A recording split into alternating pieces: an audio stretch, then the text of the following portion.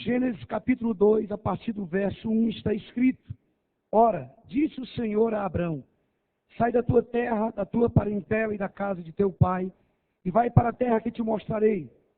De ti farei uma grande nação, e te abençoarei e te engrandecerei o nome. Sê tu uma bênção. Abençoarei os que te abençoarem, e amaldiçoarei os que te amaldiçoarem. Em ti serão benditas o quê? Todas as famílias da terra. Vá para o livro de Gálatas, por gentileza. Gálatas capítulo 3, versículo 7.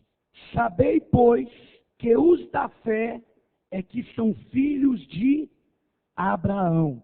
Verso 7.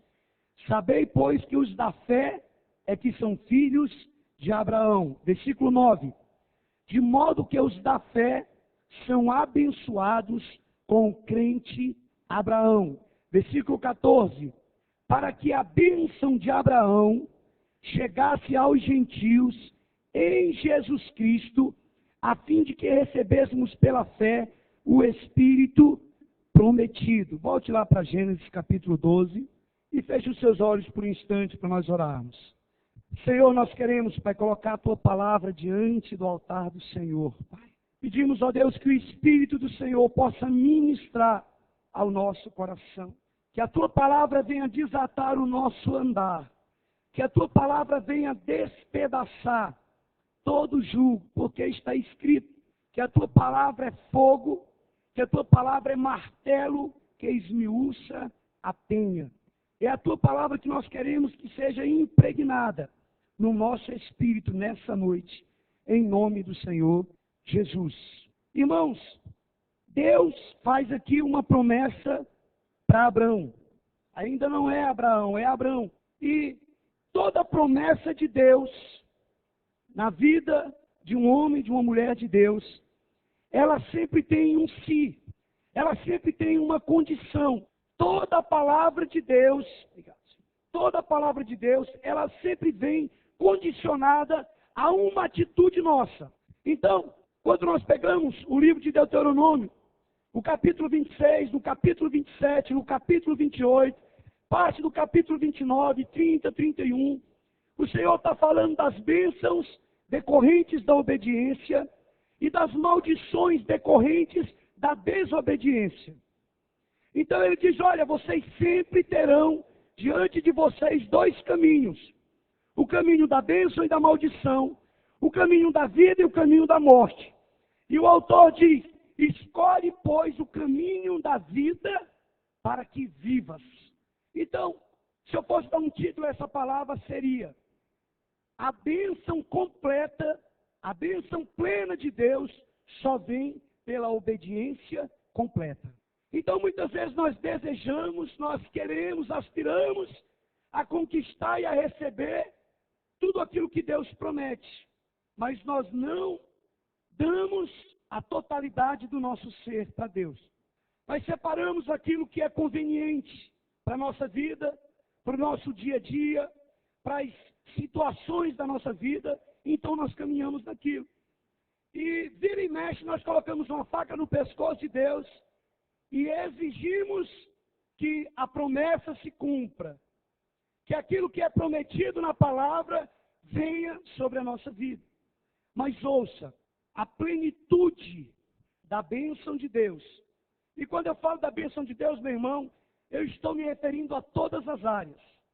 Eu me refiro à saúde, eu me refiro à família, eu me refiro à vida sentimental, eu me refiro à vida financeira, eu me refiro ao ministério, eu me refiro a tudo. Porque se você pega aqui quais são as promessas de Deus para Abraão, elas são extensas e são para todas as direções. E ouça, como nós lemos lá em Gálatas capítulo 3, versículos 7, 9 e 14. A bênção de Abraão, ela foi destinada e designada a todos aqueles que aceitam a Jesus Cristo como Senhor e Salvador das suas vidas. Então, Deus aqui, Ele chama Abraão. Ele diz, olha, sai da tua casa e sai da tua parentela. e vai para uma terra que eu te mostrarei. Ele começa falando, ele diz, olha, de ti farei uma grande nação, te engrandecerei o nome, abençoarei os que te abençoarem e amaldiçoarei os que te amaldiçoarem. Mas ele diz o seguinte, ele antes de dar a promessa, ele diz para Abraão, olha, sai da tua casa e sai da tua parentela. Como nós vimos no verso 4, olha o que diz o versículo 4. Partiu, pois, Abrão como lhe ordenara quem? O Senhor. E Ló foi com ele. Versículo 5. Levou Abrão consigo a Sarai, sua mulher, e a Ló, filho de quem? Filho de seu irmão. Meu irmão, preste atenção. Abrão, ele só obedeceu uma parte da palavra de Deus. Abrão saiu da casa dele, mas ele levou consigo um parente. Ele levou Ló com ele. Ló não ficou com ele. Ló foi. E muitas vezes na minha vida e na sua vida, talvez a plenitude daquilo que Deus tem para realizar nas nossas vidas, não foram concluídas ainda, porque nós temos obedecido a Deus pela metade. Deus não aceita sacrifício nenhum pela metade. O Senhor quer a totalidade da sua vida e da minha vida. Então, quando eu entrego completamente, o salmista no capítulo 37, verso 5, ele diz, entrega o teu caminho ao Senhor, confia nele, e o mais ele fará. O texto não diz, entrega metade dos teus caminhos para o Senhor, entrega um pedacinho dos teus caminhos para Deus, não fala isso o texto. Ele diz, entrega os teus caminhos ao Senhor, e pode confiar nele, porque tudo ele vai fazer. Deus não quer somente a minha vida financeira, não. O Senhor quer os meus sentimentos, o Senhor deseja o meu coração, o Senhor quer todo o vigor que há em mim. É por isso que ele diz, amarás o Senhor teu Deus de toda a tua força, de toda a tua alma e de todo o teu entendimento, meu irmão. Ouça, Deus não divide a glória dele com ninguém. O Senhor não divide a glória dele com o diabo. O Senhor não divide a glória dele com o homem. O Senhor não divide a glória dele com o mundo. Não, ele quer tudo. E ele diz para Abraão, Abraão, sai da tua casa e da tua parentela. Porque quando você fizer isso, eu vou te abençoar. Eu vou te projetar. Eu vou realizar, sabe, tudo aquilo que está no teu coração, segundo o meu propósito. Muitas vezes, querido, nós temos medo de ouvir a voz de Deus. Uma vez nós convidamos uma pessoa para ir no encontro. E essa pessoa disse, eu não vou. E os parentes dela disseram, por que você não vai? Ela falou, porque se eu for lá, Deus vai falar comigo, e eu não posso mais ir para as minhas festas, eu não posso mais namorar, eu não posso mais fazer isso, então eu não vou. Muitas vezes nós pedimos a vontade de Deus, mas a vontade de Deus já está impressa no nosso espírito, meu irmão. Você sabe o que deve fazer.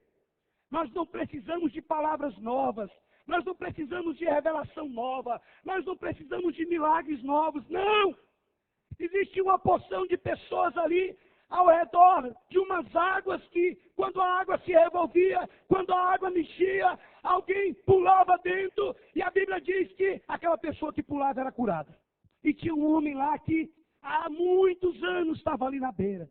E ele dizia, o Senhor chega e fala, olha, por que você não pulou e por que você ainda não foi curado? Ele dizia, porque quando a água se movimenta, como eu tenho dificuldade, as pessoas passam na minha frente e pulam na água e são curados. E eu estou aqui esperando chegar a minha vez. Eu estou aqui esperando chegar a minha hora. E quem é que estava falando com ele? Ele estava esperando algo sobrenatural, algo espetacular. Um momento em determinada hora da semana, do mês e do ano, que a água ia mexer para ele ser curado. Mas o curador estava do lado dele. O simples estava do lado dele. Ah, meu irmão, ouça. Nós temos palavra de Deus dentro de nós. Mas sabemos o que nós devemos fazer. Porque a Bíblia fala que o próprio Espírito testifica com o nosso Espírito. Tudo aquilo que nós necessitamos habita dentro de nós, da pessoa do Espírito Santo. Mas ouça, nós temos medo da vontade de Deus. No fundo, no fundo, no fundo mesmo, nós achamos que o Senhor, na hora H, Ele vai linkar. No fundo, nós não acreditamos de todo o coração e de toda a fé que Ele é pleno, que Ele é suficiente para arrumar um marido ideal, para arrumar a esposa correta, para me colocar no lugar que Ele deseja, para abençoar o meu ministério. É por isso que tem tanta reivindicação, é por isso que tem tanta lamentação e murmuração. Porque no fundo, nós achamos que nós temos que dar um jeitinho. Porque senão Deus, Ele pode falhar a qualquer momento. Deixa eu te dizer uma coisa. Deus nunca falhou. Ele não falha. Ele nunca falhará. Nunca. Todas as coisas, Deus tem o controle. Agora, presta atenção. Nós precisamos aprender a entregar toda a nossa vida para Deus. Um dia, eu não lembro se foi a Fatinha que falou isso há uns 20 anos atrás. Acho que ela corria, parece, ciclismo, alguma coisa assim. Foi ela ou foi outra pessoa, não lembro. Que disse que Deus pediu todos os troféus e todas as matérias que haviam sido publicadas sobre ela. Ela disse que aquilo ali era o ídolo dela. A Bíblia fala que nós não devemos nos curvar diante de nenhum ídolo, porque o Senhor não divide a glória dele com ninguém. E quando nós falamos de ídolo, nós só imaginamos as imagens da Igreja Católica. Mas ídolo é tudo aquilo, é toda pessoa ou qualquer coisa que ocupa o lugar de Deus. Tudo aquilo que tem mais prioridade na minha vida do que Deus são os ídolos. E ela disse que Deus pediu aquilo para ela, que era para ela jogar aquilo no lixo. Ela disse que teve uma crise desesperadora, que ela estava pedindo, dizendo: Senhor, eu quero ser só do Senhor. Eu não quero nada que reparta o amor do Senhor na minha vida. E o Senhor falou: então joga fora tudo que você já ganhou e tudo aquilo que você conquistou. Risca da história da sua vida as suas conquistas. Ela disse que lutou muito, meu irmão. Eu sei o que ela passou, porque eu passei também. Ela disse que lutou muito, mas ela disse que um dia ela decidiu abrir mão de tudo aquilo que ela achava que era ganho para ela. É por isso que o apóstolo Paulo diz: aquilo que eu considerava ganho para mim se tornou em perda. E tudo aquilo que eu achei que era perda se tornou em ganho. E ela disse, quando pegou tudo que estava se dirigindo para jogar no lixo, disse que o Espírito Santo bradou e falou assim: não precisa jogar. Pode levar de volta e guardar tudinho, porque eu tenho agora o seu coração. A mesma coisa que Deus fez lá com Abraão, quando pediu Isaac. Meu irmão, imagina, meu irmão. Aquele homem lutou, tinha uma promessa, lutou para ter um filho. E quando ele tem um filho, Deus fala assim: olha, vai lá, eu quero filho. Você imagina como é que ele subiu para aquele monte para sacrificar o próprio filho. E o filho perguntando: papai, cadê o sacrifício? Mas a Bíblia fala que não havia nenhum testemunho de ressurreição. Mas a Bíblia diz que ele acreditava que Deus era poderoso até mesmo para ressuscitá-lo, trazer a vida de Isaac novamente. E quando ele coloca o sacrifício ali, que ele levanta o cutelo e que ele vai matar, aí o anjo brada e fala: chega, está comprovado, diante do mundo natural e diante do mundo espiritual, que eu tenho tudo de você, Abraão. Tudo. Falou assim: ali está o cordeiro. Aquele cordeiro aponta para Jesus. Deixa eu te dizer uma coisa. Seja o que for na sua vida, que você ainda não entregou 100%. Eu quero te dizer que o cordeiro supre. O jovem rico, Deus pediu para ele todas as coisas. O jovem rico era um cristão, meu irmão. Ele era crente.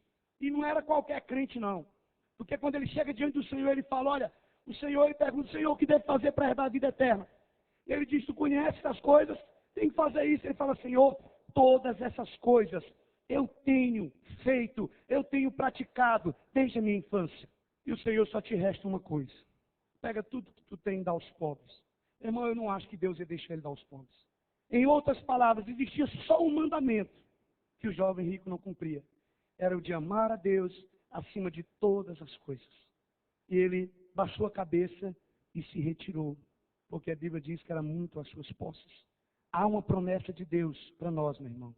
Mas a promessa plena, o cumprimento da plenitude das promessas de Deus nas nossas vidas, elas estão condicionadas à obediência completa. Deus tem o melhor. Às vezes um pai ou uma mãe, quando está corrigindo um filho, ele nega algumas coisas e diz: eu sei o que é melhor para você. E às vezes os filhos não entendem. Lá na frente vai entender. Agora imagina Deus. A Bíblia diz: se nós que somos maus, queremos dar boas coisas aos nossos filhos, quanto mais o Pai Celestial dará boas coisas, dará o Espírito àqueles que lhe pedirem. Quais são as áreas da sua vida que você tem segurado, que você tem tido medo, que Deus não cuida, que Deus não olha? Meu irmão, eu tive uma experiência muito forte em dezembro, quando eu estava viajando, estava para Formosa num evento, e um carro bateu no carro com a minha família, e esse outro carro capotou, e só escaparam pela proteção e pela misericórdia de Deus. Eu vou te falar uma coisa, a minha fé aumentou muito mais. A minha confiança aumentou muito mais em Deus. Muito mais, meu irmão. Em toda e qualquer situação, creia que Deus tem o melhor. Você sabe qual foi a maior desgraça na vida de Abraão? Foi ele não ter esperado Isaac. Foi ele ter gerado Agar. Foi ele ter gerado um filho que não era o filho da promessa. Então Deus fez uma promessa para Abraão, disse, olha, sai da tua casa e sai da tua parentela. Ele saiu, Abraão saiu da casa dele, mas ele levou consigo a parentela. E Deus dá mais uma palavra para Abraão, mas Deus cala. Deus cala. Agora, preste bem atenção o que diz o versículo 7. Houve contenda entre os pastores de gado de Abrão e os pastores de gado de Ló. Nesse tempo os cananeus e os ferezeus habitavam essa terra. Versículo 11. Então Ló escolheu para si toda a campina do Jordão e partiu para o oriente. Separaram-se um do outro. Chegou uma hora que Deus teve que intervir na vida de Abrão, porque senão a promessa não se cumpriria. Então Deus permite um problema, Deus permite uma crise, os dois começam a crescer, não tem mais palavra de Deus, não tem mais aquela unção, mas parte da bênção, resíduos da bênção, resquícios da bênção e da promessa de Deus acontece na vida deles. E agora há muita fartura de gado, de ovelha, e eles têm que separar porque a terra não dá conta de sustentar. Então começam a brigar os pastores deles por causa de comida para os animais. Então Abraão chega e fala, olha, para que não haja briga entre nós, que somos parentes chegados, olha para um lugar e observa, e para o lado que você for, eu vou para o outro lado. Isso aqui é outra pregação. Aqui fala de dois tipos de crente, o crente carnal e o crente espiritual. Ló é uma simbologia do crente natural, do crente carnal. Ele olha e vê tudo verde, ele olha e vê tudo jóia, ele olha e vê Sodoma, e ele fala, é aqui que eu quero. Ele não pediu orientação nem direção de Deus. E Abraão foi para outro lugar. Agora, preste atenção, meu querido. Crise, problemas e dificuldades não é o fim da linha. Porque os momentos que nós mais buscamos a Deus são nos momentos de crise. São nos momentos de dificuldade. Escute o que eu vou te dizer e guarda isso. Problema, dificuldade, crise é matéria-prima para milagre. É um instrumento que Deus usa para realizar um milagre.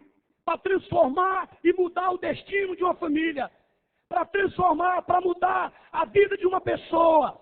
O problema vem e ela tem que parar e refletir sobre a vida. Como Abraão estava indo de vento em popa, como tudo estava dando certo, então ele não dava mais ouvidos à promessa que ele tinha escutado de Deus. Então Deus permite uma crise ser instalada para ele poder intervir. O que tem sido Ló na sua vida, meu irmão e minha irmã? Qual é o Ló que está grudando em você? E que Deus já disse, sai dele, solta Ló, abre mão de Ló. E você está segurando. O que é Ló? Ló pode ser um passeio, Ló pode ser um trabalho, Ló pode ser coisas, pessoas. Quem é Ló? Quem é Ló? Ló pode ser a falta de tempo. Ló pode ser a depressão, pode ser a ansiedade, pode ser a angústia. Ló pode ser o medo, Ló pode ser a amargura, pode ser o rancor, pode ser o ressentimento. O que é Ló? Ouça, quando você se apartar de Ló, olha só o que vai acontecer. Versículo 14, olha só o que diz o verso 14. Disse o Senhor a Abrão, depois que o quê?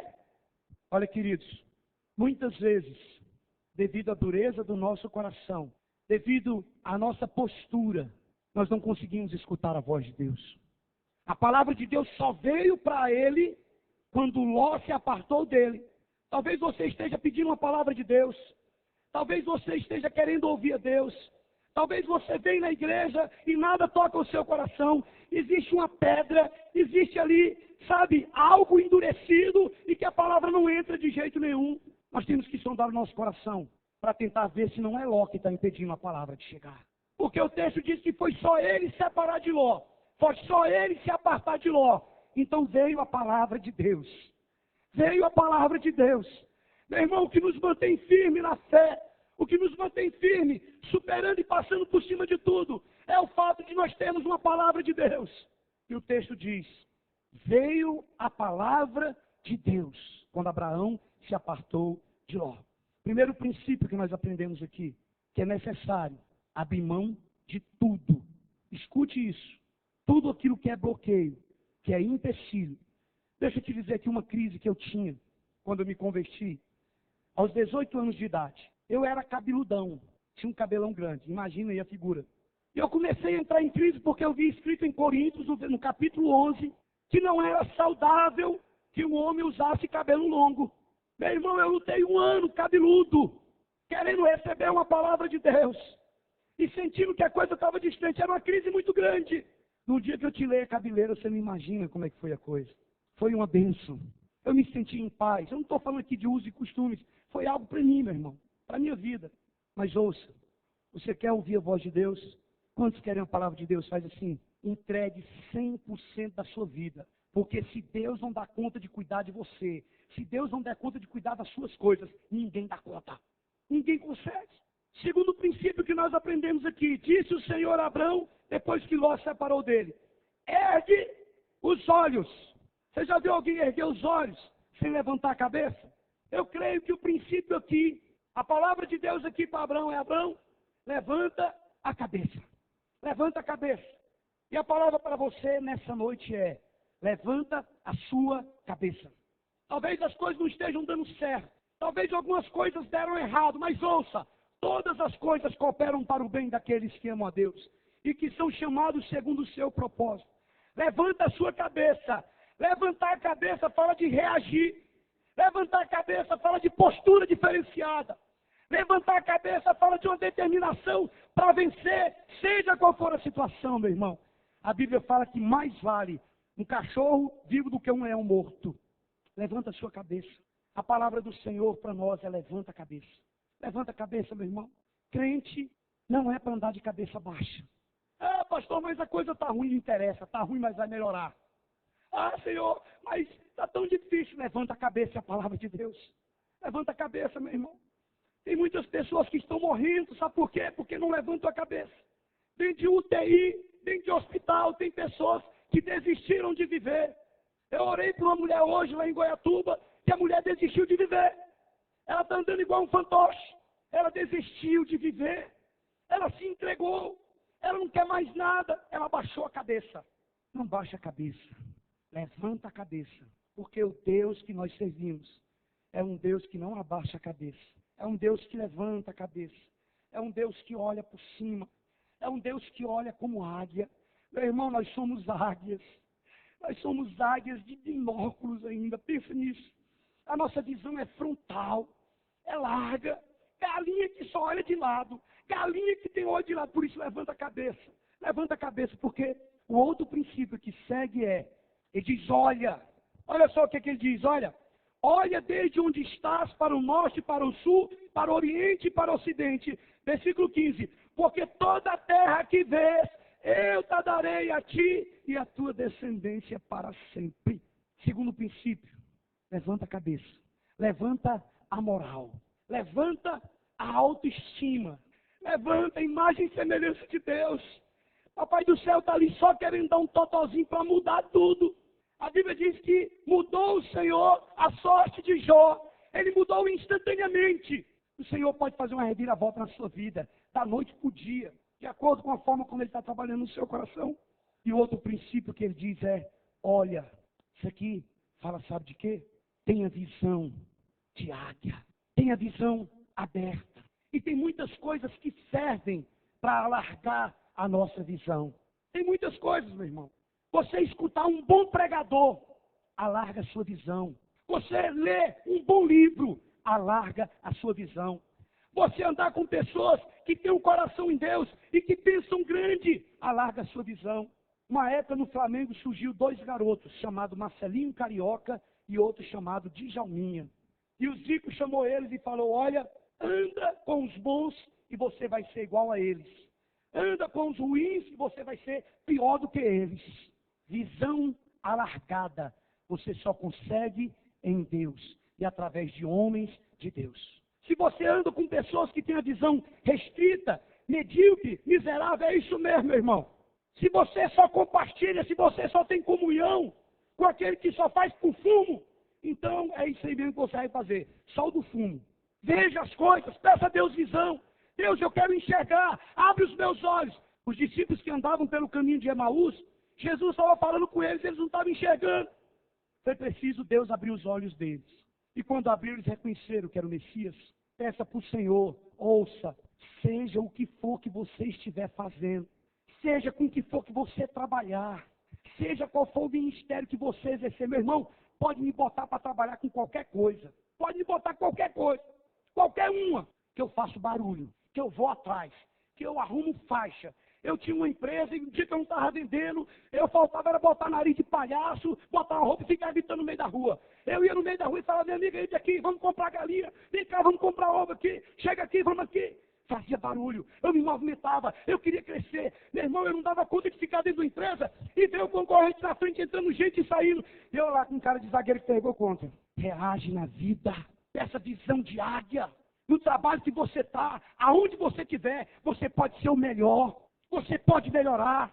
Essa visão para Deus, meu irmão. Visão, Senhor, eu me nego, eu me recuso a ver só o que os outros veem. Eu não quero. Eu quero ir além. Meu irmão, tem gente que não tem coragem de pagar R$30 numa pizza e não tem coragem de pagar 30 num livro. Meu irmão, peça a Deus para abrir a sua visão. Você pode crescer, você pode arrebentar, você pode explodir. Porque nós abrimos os olhos e nós acreditamos que Deus pode nos usar. Porque somos pessoas sérias, não somos bagunceiros, meu irmão. Visão! Você só alcança o que você enxerga. Se você não alargar a sua visão, se você não vê ali, você nunca vai chegar lá. Ele diz aqui, olha, porque toda essa terra aqui vê. Não é a terra que não vê. Peça para Deus, Deus, eu quero visão da terra. Imagina alguém chegar e falar assim, olha, Sidney, o que você conseguir ver aí é teu. Ah, meu irmão, se uma pessoa falasse isso para mim, eu subi no prédio mais alto, botava aquilo que os caras usam lá para ver estrela, para ver a lua, e eu queria alcançar tudo.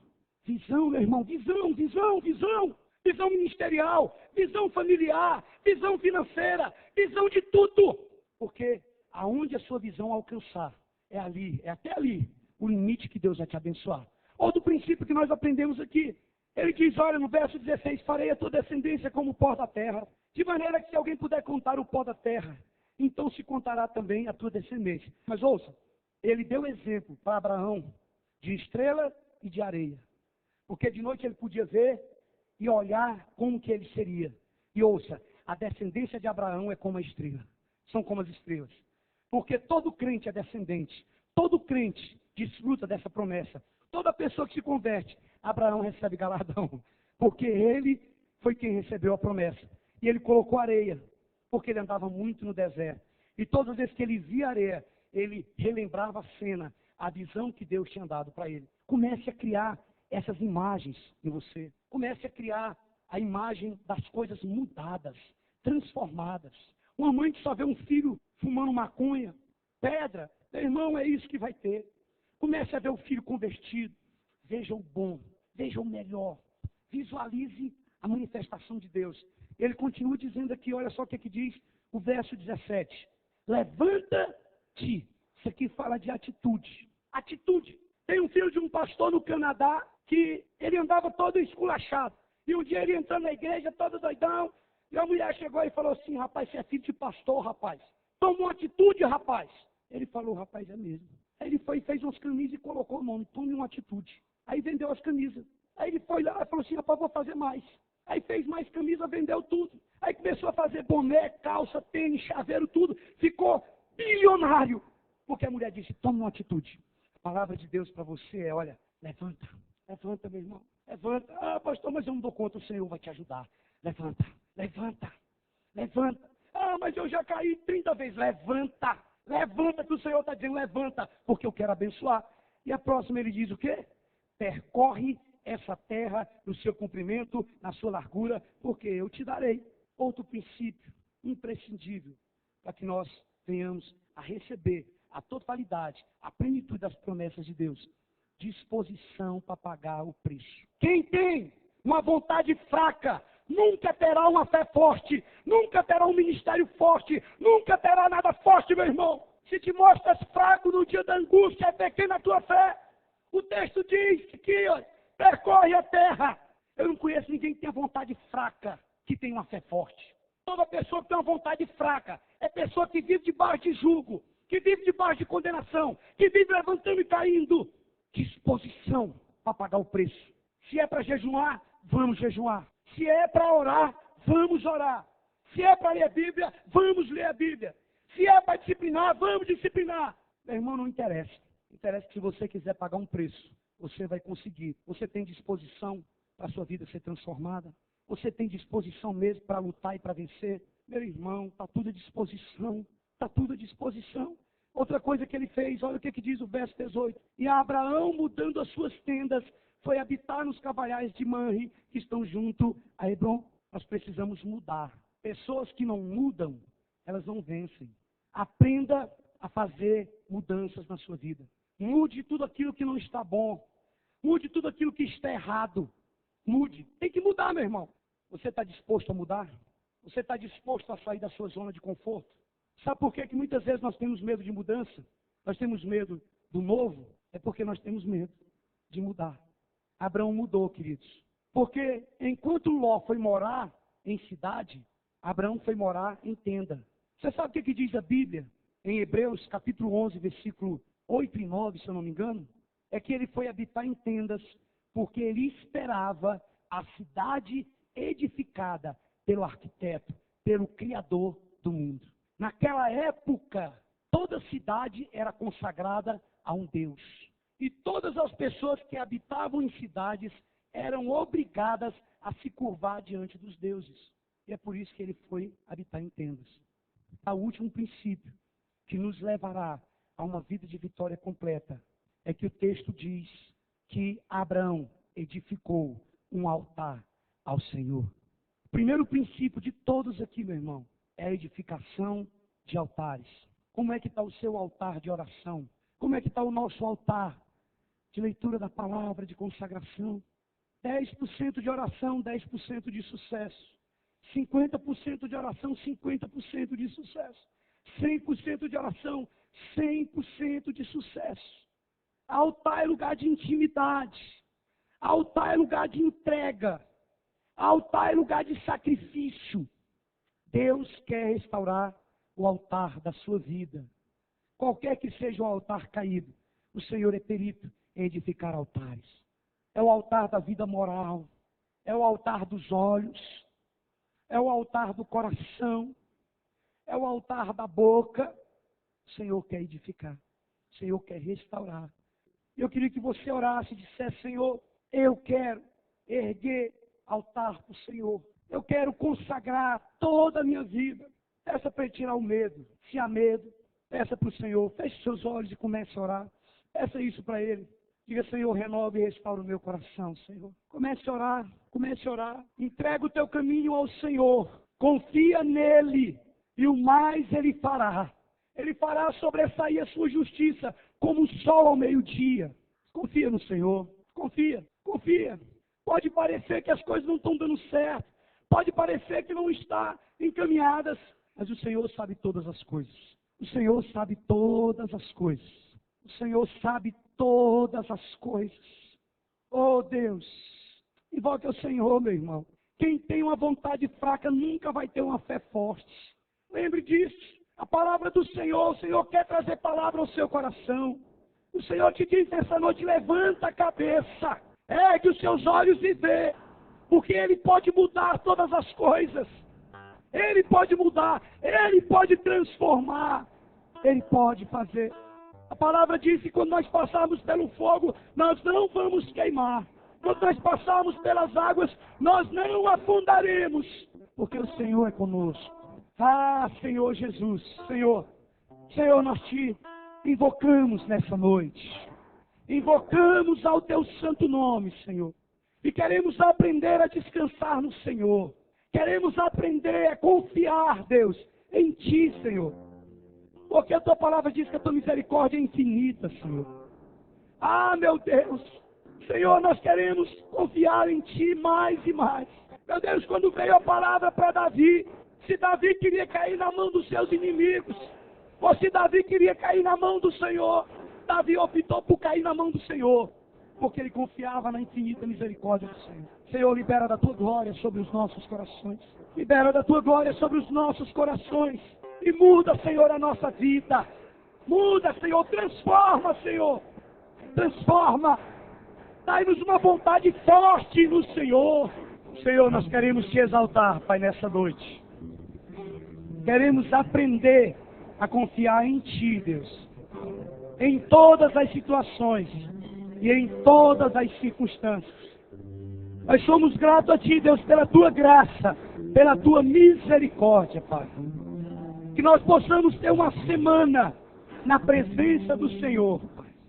Abençoada, dirigida pelo Senhor, meu Deus. Em nome de Jesus.